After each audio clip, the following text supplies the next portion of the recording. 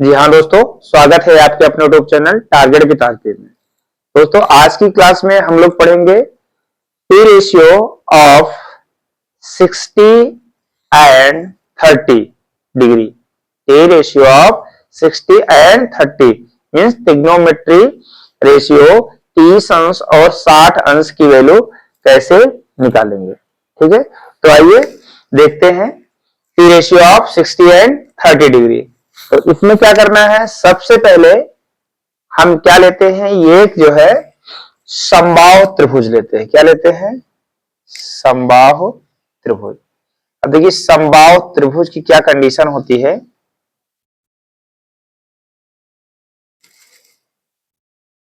समबाहु त्रिभुज ऐसा त्रिभुज जिसकी तीनों भुजाएं आपस में बराबर होती हैं और प्रत्येक कोण भी बराबर होते हैं।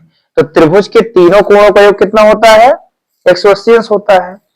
और तीन कोण 180 अंश, तो एक कोण और तीनों बराबर भी हैं, तो कितने अंश का होगा? एक कोण 60 अंश का। तो प्रत्येक कोण क्या हो जाएंगे? 60 डिग्री हो जाएंगे। ठीक है, ये त्रिभुज है ए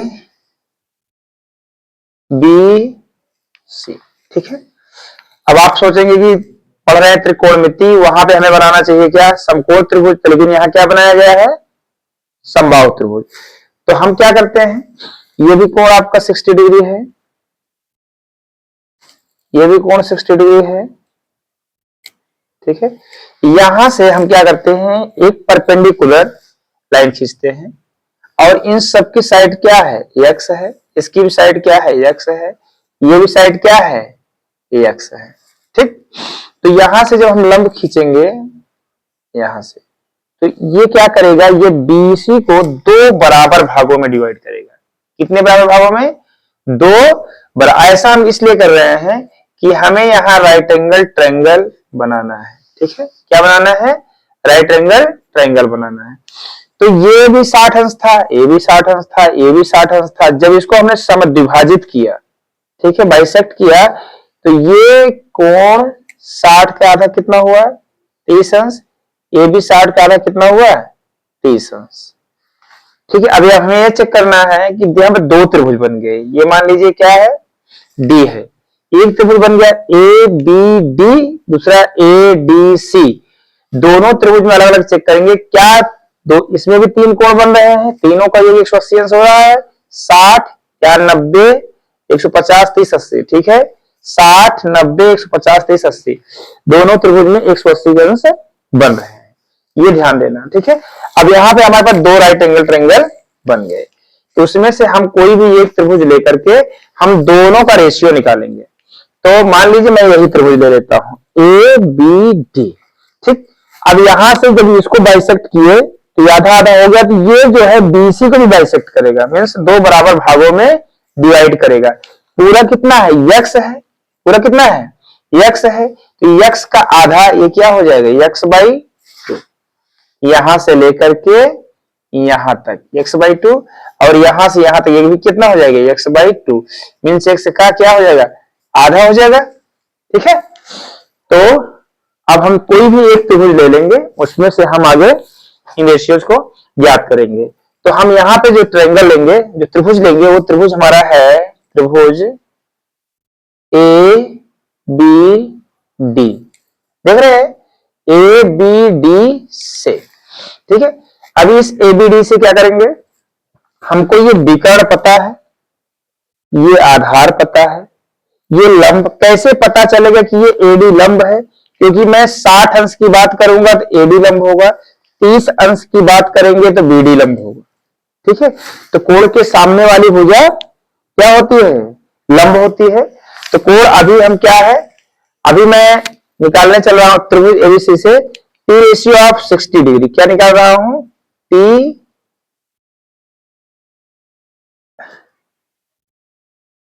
रेशियो ऑफ 60 डिग्री। ठीक है, 60 अंश निकालेंगे।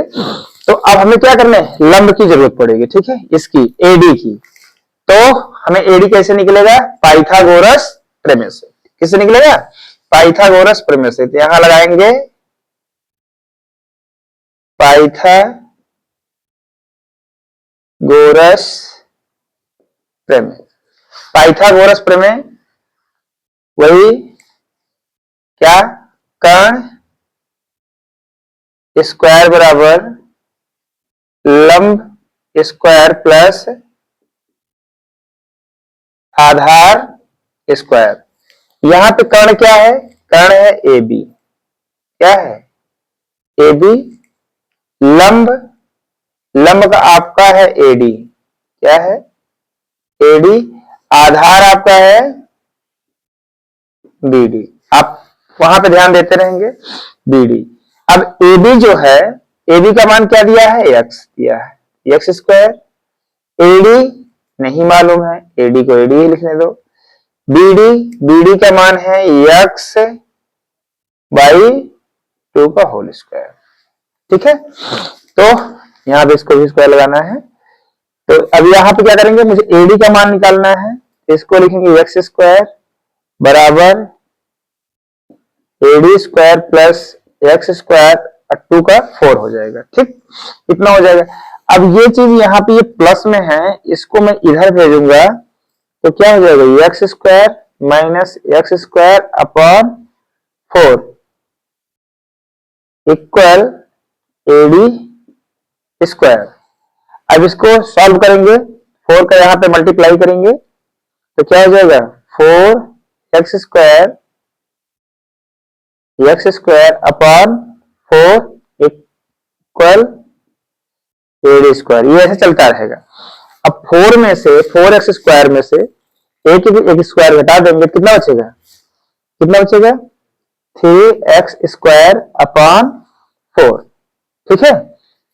अब एडी स्क्वायर, अब हमें क्या करना है, इधर स्क्वायर है, स्क्वायर को इधर भेजेंगे तो क्या हो जाएगा, स्क्वायर रूट हो जाएगा, मीन्स स्क्वायर रूट के अंदर लिखेंगे 3x square upon 4 equal AD. अब यहाँ पे 3 का तो रूट निकलेगा नहीं, रूट 4 का निकलेगा, x का निकलेगा, तो यहाँ पे हो जाएगा √3 अपॉन 4 का 2 हो जाएगा और यहाँ x हो जाएगा, ठीक है। तो ये एडी, एडी का मतलब लंब का मान आ जाएगा √3/2 x इक्वल एडी, मीन्स इसका मान आ जाएगा, इसका कितना आ जाएगा, √3/2 x, ठीक। अब ये हमें लंब ज्ञात हो गया, अब लंब ज्ञात हो गया तो अब जो है सारे रेशियो ज्ञात करेंगे, ठीक है। तो सबसे पहले ज्ञात करेंगे sin 60, ठीक है। sin 60 क्या होता है, लंब बटे कर्ण होता है, क्या होता है, लंब बटे कर्ण, ठीक है। लंब, लंब क्या है, लंब है √3/2, 3/2 x, और कर्ण क्या है, x है, कर्ण क्या है, x है, ठीक है, कर्ण x है। अब x से x कैंसिल आउट, तो क्या आएगा √3/2, तो sin 60 का मान क्या होता है, √3/2, sin 60 का मान क्या होता है, √3/2, cos 60, cos 60, cos क्या होता है, आधार बटे कर्ण, ठीक है, क्या होता है, आधार बटे कर्ण, आधार कितना है x/2, अब कर्ण कितना है, कर्ण कितना है, x है, ठीक है। तो अब इस x से ये x कटेगा, कैसे कटेगा, ये x नहीं बल्कि क्या होता है, x/1 होता है, ठीक है। और जब भिन्न का भिन्न में भाग देते हैं तो क्या हो जाती है, नीचे वाली भिन्न पलट जाती है और क्या हो जाती है, मल्टीप्लाई, x से x कैंसिल आउट हो जाएगा, कितना आएगा 1/2, तो cos 60 का मान कितना होता है, 1/2 होता है, ठीक है, cos 60 का मान। अब क्या निकालेंगे, tan 60, क्या निकालेंगे, tan 60, इसका क्या होता है, लंब बटे आधार, क्या होता है, लंब बटे आधार होता है। तो लंब कितना है, लंब है √3/2, √3/2 x ये लंब है, ठीक है।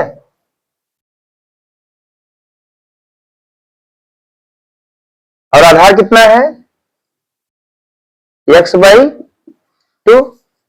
ध्यान दीजिए, तो अब क्या हो जाएगा, ये भी देखिए भिन्न हो गई, ऊपर भी फ्रैक्शन है नीचे भी फ्रैक्शन, √3/2x अपान x/2 ये फ्रैक्शन टाइप है। तो हमें क्या लिखना है, √3/2x इंटू ये पलट जाएगा 2/x, ठीक। तो 2 से 2 कैंसिल आउट हो जाएगा और x से x, तो कितना बचेगा √3, कितना बचेगा √3। तो tan 60 का मान कितना होता है √3। अब आ जाए रेसिप्रोकल में, मीन्स साइन का क्या उल्टा होता है, साइन का उल्टा होता है कॉसेक, क्या होता है कॉसेक। लिखने का तो यहीं से आप डायरेक्ट लिख सकते हैं, बाकी निकालेंगे तो ऐसे भी निकालिए, साइन निकाल रहे हैं पूरा ही निकालना है। कॉसेक 60, कॉसेक ये साइन का लंब बटे कर्ण, किसका हो जाएगा कर्ण बटे लंब। कर्ण कितना है x, कर्ण कितना है x और लंब कितना है √3/2x, ठीक है। तो अब क्या करेंगे, ये नीचे वाली भिन्न पलट करके मल्टीप्लाई होगी, कैसे मल्टीप्लाई होगी, x इंटू 2/√3 इंटू x, ठीक है। ये x इसके साथ रहेगा, इसके साथ, ठीक है। x से x कैंसिल आउट होगा, तो क्या बचेगा 2/√3, ये किसका वैल्यू है कॉसेक 60 का। कॉसेक 60 की वैल्यू कितने हैं √2/3। अगला कॉसेक का लिखेंगे कॉस का, तो कॉस का क्या होता है सेक 60, ठीक है। यहां पे है आधार बटे कर्ण, इसका क्या हो जाएगा कर्ण बटे आधार, कर्ण बटे आधार। तो कर्ण कर्ण का मान कितना है x, ठीक है। आधार का मान कितना है x/2। अब यहां पे भी ये नीचे वाली फ्रैक्शन पलटेगी, तो ध्यान रहे कि जैसे ये इसका यहां आएगा √3/2, ये 2/√3 आएगा, ठीक है। अब यहां आया 1/2, यहां पलटेगा तो 2 आएगा, कैसे आएगा x इंटू 2/x, x कटेगा कितना आएगा 2 आएगा, ठीक। और लास्ट जो रेशियो है वो क्या है कॉट, क्या है कॉट 60 डिग्री, क्या है कॉट 60 डिग्री। कॉट 60 रहेगा तो क्या होगा, अब यहां पे कॉट इसका है 10 लंब बटे आधार, तो यहां क्या हो जाएगा आधार बटे लंब। तो आधार का मान कितना है x/2, लंब का मान कितना है √3/x, ठीक है। अब नीचे वाला पलट के क्या हो जाएगा मल्टीप्लाई x/2 और 2/√3x, तो x से x कटेगा 2 से 2 कटेगा, कितना आएगा 1/√3। यहां पे tan की वैल्यू कितना आई थी √3/√3, ठीक है। तो इसका कितना होगा पलट जाएगा, क्यों, क्योंकि यहां पे इसको हम क्या लिख सकते हैं ऐसे लिख सकते हैं, तो ये यहां पलट के इतना हो जाएगा। तो ये तो आपका हो गया किसका trigonometry ratio of 60 degree, T ratio of 60 degree, ठीक है। अब उसी ट्रायंगल में क्या बन रहा है 30 भी बन रहा है, उसी ट्रायंगल में क्या बन रहा है 30। यहां पे सबके मान क्या है, ये मान ये वैल्यू है, ये वैल्यू है, ये वैल्यू है, ये वैल्यू है, ये 6 अब वैल्यू होने चाहिए, ठीक है। आप देख सकते हैं 6 वैल्यू निकल गई। अब उसी ट्रायंगल में उसी में ही आपको टी अंश भी है, ठीक है। तो हम इसी क्वेश्चन में उसको भी सॉल्व करेंगे 30 degree, T ratio of 30 degree. हाँ, तो ये आपका टी रेशियो ऑफ 60 डिग्री हो गया। अब इसी में हम क्या करते हैं टी रेशियो ऑफ 30 डिग्री, क्या करते हैं आपका सारी साइड्स मालूम ही है, तो टी रेशियो ऑफ 30 डिग्री, ठीक है। यहां पे इसको देखेंगे। अब यहां पे एक चीज आपको बदलेगा, 30 अंश की बात करेंगे तो इसके सामने वाली भुजा ये लंब हो जाएगी। क्या हो जाएगी? ये लंब हो जाएगी 30 अंश के हिसाब से। ये क्या हो जाएगी? परपेंडिकुलर मींस लंब हो जाएगी। क्या जब 30 अंश की बात करेंगे, 30 अंश के लिए ये लंब हो जाएगी, कर्ण वही रहेगी और आधार ये हो जाएगा। ये क्या हो जाएगा? आधार हो जाएगा। 30 अंश की बात करेंगे तब, ठीक है। तो चलिए, तीनों भुजाएं ज्ञात हैं। अब मुझे केवल वैल्यू निकालनी है, ठीक है। वैल्यू निकालना है तो क्या है? साइन 30 डिग्री तो वही होगा लंब बटे कर्ण। तो लंब क्या है? ये लंब होगा, मैंने लिख दिया पहले से, ध्यान रहे। तो लंब बटे कर्ण, लंब क्या है? x/2। कर्ण क्या है? x। कर्ण क्या है? x। ये x नहीं बल्कि क्या है? x/1 है। ये भी फ्रैक्शन, ये भी फ्रैक्शन। तो नीचे वाली फ्रैक्शन क्या हो जाएगी? पलट जाएगी। x/1 को लिखेंगे 1/x। x से x कैंसिल आउट होगा, क्या आएगा? तो साइन 30 की वैल्यू होती है 1/2, ठीक है। तो यहां पे क्या है? cos 30 अंश। क्या है? cos 30 अंश। cos 30 का क्या होता है? cos का होता है आधार बटे कर्ण। क्या होता है? आधार बटे कर्ण। तो आधार 30 अंश के लिए यही है। यही मतलब कौन सा? √3/2x आधार हो गया। कर्ण क्या है? x है, ठीक है। x से x कैंसिल होगा तो क्या बचेगा? √3/2, इसकी वैल्यू हो गई। फिर क्या है? tan 30 डिग्री, इसका क्या होता है? लंब बटे आधार। क्या है? लंब बटे आधार। अब tan के लिए लंब वही होगा, क्या? x/2, ठीक है। आधार क्या होगा? √3/2। √3/2 देखो फ्रैक्शन फॉर्म में आ गया है। जब फ्रैक्शन फॉर्म में आ गया तो नीचे की फ्रैक्शन को पलट करके क्या कर देंगे? ऊपर वाली फ्रैक्शन में मल्टीप्लाई मीन्स गुणा। तो x/2 इंटू 2/√3x। इसको √3/2 को हमने 2/√3 लिख दिया। और सॉरी, मैं बार बार ऊपर लिख दे रहा हूं। यहां पे होगा x से x कैंसिल आउट होगा, 2 से 2 होगा, तो कितना हो जाएगा? ये बचेगा, ठीक है। तो tan 30 की वैल्यू क्या होती है? 1/√3 होती है, ठीक है। tan 30 की वैल्यू क्या होती है? 1/√3 होती है। अब क्या आते हैं इसके रेसिप्रोकल में देखते हैं। sin 30 का क्या होगा? cos cosec 30। कोसेक 30 क्या होगा? लंब बटे कर्ण। यहां क्या हो जाएगा? कर्ण बटे लंब, ठीक है। तो कर्ण क्या है आपका? x और लंब क्या है? x/2। तो अब यहां पे कितना आएगा? यहां पे लग जाएगा x इंटू 2/x। ऐसे x कैंसिल आउट होगा तो कोसेक क्या होगा? इसी का उल्टा मीन्स यहाँ 1/2 है तो इसी को पलटोगे तो 2/1 या 2 लिखा जाएगा, ठीक है। तो यहाँ पे क्या है? कोसेक कॉस क्या होगा? सेक 30 अंश। सेक 30 अंश तो यहाँ है आधार बटे कर्ण, तो क्या हो जाएगा? कर्ण बटे आधार। क्या हो जाएगा? कर्ण बटे आधार। कर्ण कितना है? x। आधार कितना है? √3/2x, ठीक है। अब ये नीचे वाला पलटेगा, नीचे वाला जब पलटेगा तो आएगा x into 2/√3x। x cancel out, कितना आएगा? 2/√3। यहां पे था 3/√2, अब यहां हो गया 2/√3। अब लास्ट क्या बचा है? लास्ट बचा है tan। tan का उल्टा क्या होता है? cot 30 degree. cot 30 डिग्री तो यहां पे क्या हो जाएगा? यहां पे था लंब बटे आधार, यहां हो जाएगा आधार बटे लंब। आधार क्या है? √3/2,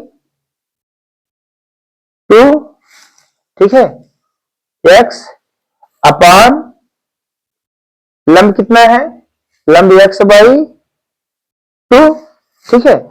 अब ये नीचे वाला पलटेगा, यहां होगा √3/2 x इंटू 2/x, x कटेगा, 2 से 2 कटेगा, यहां क्या आएगा? √3। तो ये P रेशियो ऑफ 30 डिग्री, ये भी हो गया। P ratio of 30, sine t सन्स 1/2, cos t सन्स √3/2, tan t सन्स 1/√3, cosec t सन्स 2, sec t सन्स 2/√3 और cot t सन्स √3। तो ये आपके P रेशियो ऑफ 30 डिग्री। तो इस तरह से हम निकाल सकते हैं।